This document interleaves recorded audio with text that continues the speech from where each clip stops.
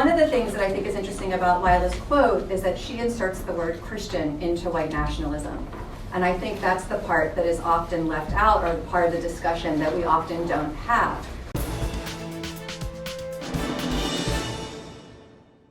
Well, that was a round table at Texas A&M University, organized after the Pittsburgh Synagogue Massacre. You just heard Professor Claire Katz suggesting that it was a good idea to rebrand white nationalism as white Christian nationalism, even though there's absolutely no evidence linking the shooter's motives to Christianity.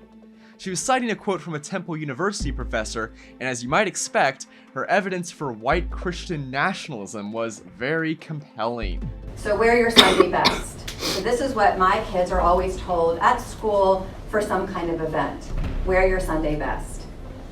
And this is in a public school. And so the view is everybody goes to church, right? But that's not true.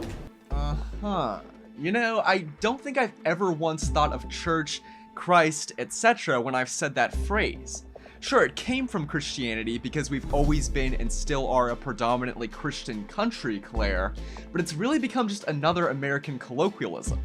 You know what though, don't even pay attention to the fact that the professor's handout during the event didn't even use the right wear.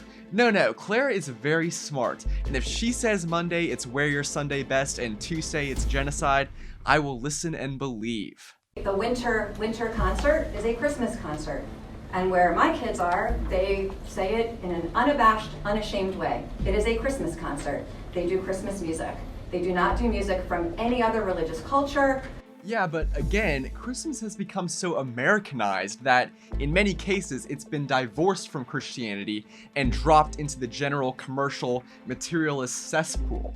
I mean, are you singing "O Holy Night" or "Rudolph the Red-Nosed Reindeer"? Are the songs played with a backdrop of baby Jesus in Bethlehem, or Santa and the sleigh? The prayer in school.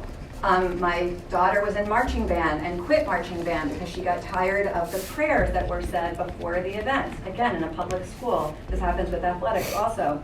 The dress codes, which often have coded religious language attached to them. Okay, so that's a little out of the ordinary and makes me wonder, what's the religious composition of the school and its community? There probably are some places that are not technically private Christian schools, but still incorporate elements of the community. And in that case, you probably should have done your homework before enrolling your kiddos there if it's such a big deal. Anyways, Claire Katz's speech wasn't the only flop at this Texas A&M event. A lecturer named David Brenner butchered a Hitler quote.